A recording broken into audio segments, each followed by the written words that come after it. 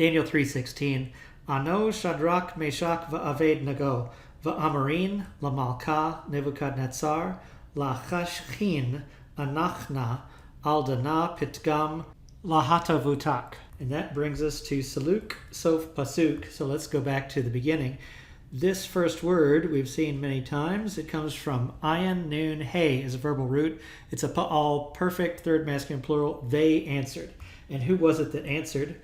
Well, we have the list of the names here. It's Shadrach, Meshach, and Abednego coming up to Zakef Katon. And then next up, we have a conjunction. And this is going to be a pa'al participle, masculine plural of aleph, mem, resh. And saying, and then coming up to atnach here, to the king. And that is because we have the lamed preposition and the determined state ending, to the king. And then after the atnach, we come very quickly to this Zakef Katon, and we have Nebuchadnezzar. So we need to pause right here and say, whoa, wait a minute. Why is the name on the other side of the atnach? So this is very deliberate here. This may not be the best reading, but it is the tradition, unquestionably, to have Nebuchadnezzar be separate from the king. So up to the atnach, we have Shadrach, Meshach, and Abednego answered and said to the king.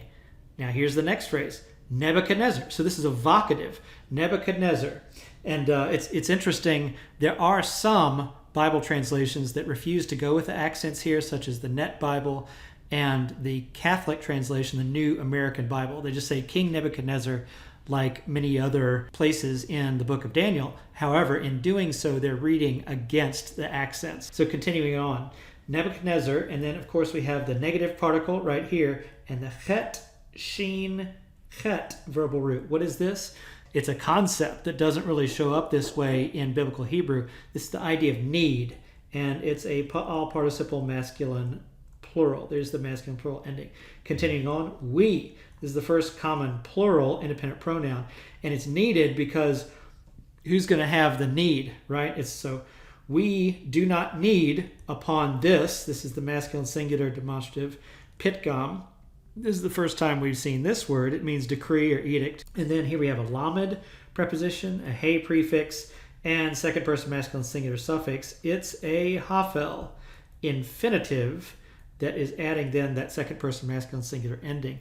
So altogether, Shadrach, Meshach, and Abednego answered and said to the king, Nebuchadnezzar, we do not need to answer you about this edict.